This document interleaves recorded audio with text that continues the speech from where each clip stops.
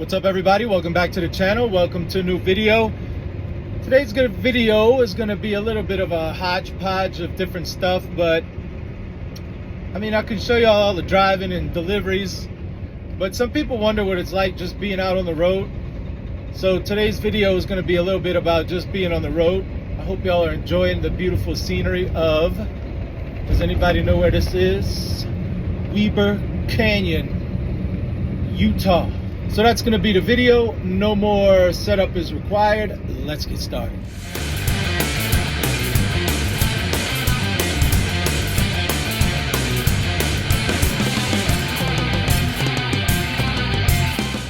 Every now and then you get a delivery where the instructions on the BOL are spot on, but it's pretty rare. So let's check this out. You don't have to read it, I'll read it. It says the man door nearest to the tank farm is D14. So there's D14. Here's the tank farm. See all the tanks and the offloading point. So they're right on with that. Continue reading.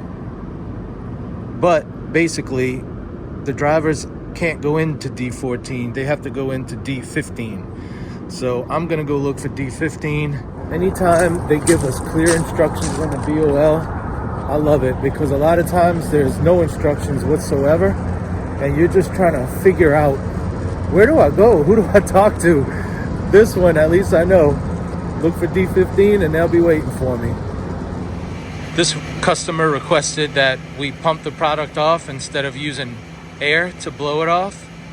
So what I had to do was, because this is a rear unload trailer, stretch out 3 hoses to go from the back of the trailer up to the pump. That's gonna get loud here because the pump is pretty loud.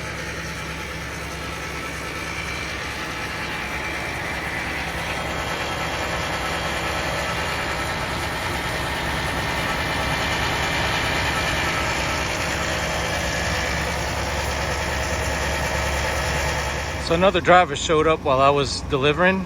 You see the tanker, he's backing up. Rather than have him stretch out a bunch of hoses, my hoses are already stretched out. So I'm gonna have him back up. You see he's getting closer. I'm gonna have him back up to my catwalk, and I've got this hose stretched out. This will go to the back of his trailer, and I've got the hose already hooked up going out. You can't see it. But anyway, this saves him all the trouble of stretching out hoses. We're just gonna back him up to me. It's nice when you can help somebody out. I'm hoping one day that it falls back on me and somebody helps me out. Well, I guess there's a first time for everything. And this one will put me in the wall and hall of shame. Check it out. For the first time in my life, I'm gonna drive with sweatpants. And I'm gonna wear slides. Y'all see them down there? What happened?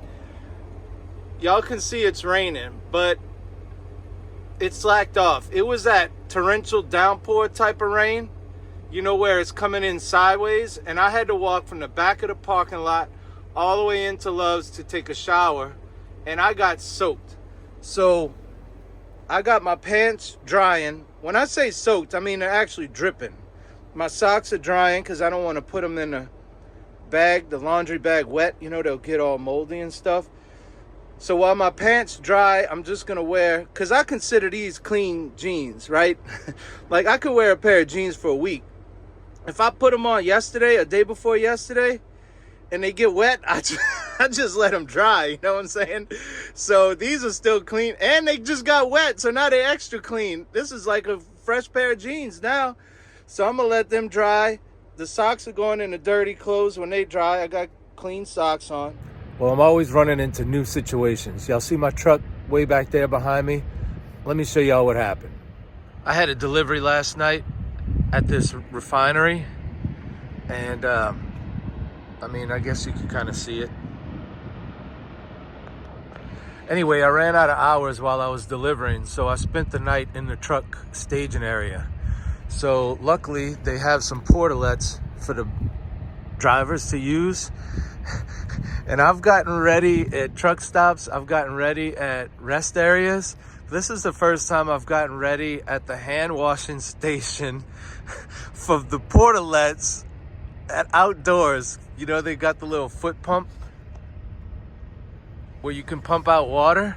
So here I am washing my face, fixing my hair, doing everything at the hand washing station of a portalet, man. Hey, there's a first time for everything. Well, y'all, it's time to go down Cabbage, the infamous Cabbage Hill in Oregon.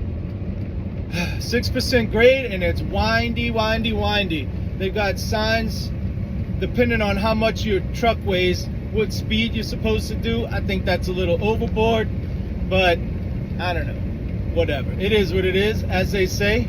And to add to the degree of difficulty, it's wet. But the road surface is good. You get good traction. You see me shaking? That's my the surge of the product. It is beating me up. I mean, it is beating me up, man. Anytime the truck shifts gears on a hill or something, it causes that product to go back. And you'll see my head jerk when that happens. Yeah, these curves are steep. And look, you can see out over, what city is that? Pendleton, Oregon. So I need to start slowing down now before it gets to 6%. So I'm doing 39 and slowing down with light pressure on the brake, obviously, because I got the Jake brake on. And before anybody starts with, you can't use a Jake brake when it's wet. Actually, I'm doing it right now. And I'm looking at my trailer. It's doing fine. If you're a new driver, you're going to have all of these drivers tell you you can't use the Jake brake when the road's wet. That it 100% you'll crash and die. Well, I'm doing it right now, going down a 6% grade. I got the Jake brake on high and the road is wet. And my trailer, it's certain, how do I describe it? It's like it's certain situations, certain road surfaces. This asphalt, you actually get real good traction. Again, I've got the Jake brake on high. It's a 6% grade and my trailer's right behind me. Now keep in mind I have a liquid load. All of that liquid has rushed up to the nose of the trailer. So the rear of the trailer, which is what would start to fishtail, is very light. And so it's gonna stay behind me. Look how cool this looks, y'all. Oh man, this looks cool, don't it? So yeah, you can use your Jake brake when the road is wet, but you have to be smart about it. Sharp curves, maybe you shouldn't have it on. Maybe your speed should already be slow and you shouldn't be flying, right? You shouldn't have a trailer that's real heavy on the axles of the trailer. That could cause it to start to jackknife. Here comes FedEx. You think he's worried about? Look how fast FedEx is going. You got it, bro. Hey man, don't let me slow you down. I'm just doing my thing. I'm doing 43, by the way. This bastard, let's see when he gets in front of me. He's doing 57. And he's got doubles. No fear, bro. That dude's hauling doubles. No fear. So if you don't know, that second trailer, the rear trailer of a set of doubles, those things, because I used to haul doubles, those things, you can feel them wobbling back there. Man, he's going he's going down Cabbage and it's wet doing 57. I'm doing 43 and this is the perfect speed. I'm not touching the brake at all. My Jake brake is holding me. I keep checking my trailer to make sure, but yeah, it's doing fine. I've done this like a million times, so I know, like after you do it a while, you know when the situation is dangerous, when it's safe. Right now it's safe. Here comes another guy with no fear. JB Hunt. Ugh.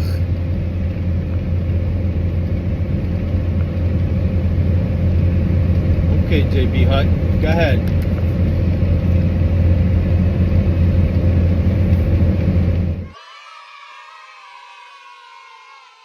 So as I finish making my way down Cabbage and into Pendleton, we're gonna do a quick story. I have a little series going, and the series is, you ever met a guy like this? First I told you about the guy with the $1 million house in San Diego. Then I told you about Jake the Snake. Then I told you about Whorehouse Dave. Today's Have You Ever Met a Guy Like This is about my friend BFB.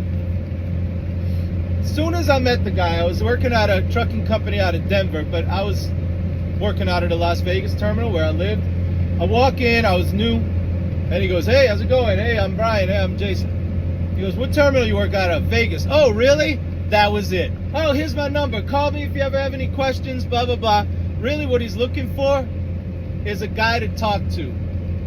He's got a rotation, like a list of drivers, because he can't just sit and let his mind, he's got to be talking. You know, these people, they just, and so he instantly added me to his list of people that he calls when he's bored, which a lot of truck drivers have that, but I'm part of his list now. And he just is one of these stream of consciousness ramblers, to where he knows I'm not talking. I'm just going, and then after a while, I stop going, yeah. I stop doing that, and I sit in silence, and he's just, and it's always about the most useless, idiotic stuff. Like, it's just, like I said, a stream of consciousness, to where he's talking about energy drinks, then he's talking about, the Greek, they're like, oh, you know where the word chronos comes from? It's from the Greek, blah, blah, blah, and it means time. And, Philadelphia is from the Greek philos, and Delphia, and philos is type of love, and Delphia means brother, and that's how we get brotherly love. And there's 3 different types of love in the Greek language, and philos means this, and then there's whatever type of agape love, which is like the type of love that God has for you, and blah, blah. I'm like, what are you talking about? Like, and then the next thing, don't want to mess with a blue ring octopus. Those things are poisonous. Bro, I'm driving through Nebraska. What am I going to come across a blue ring octopus? What are you talking about?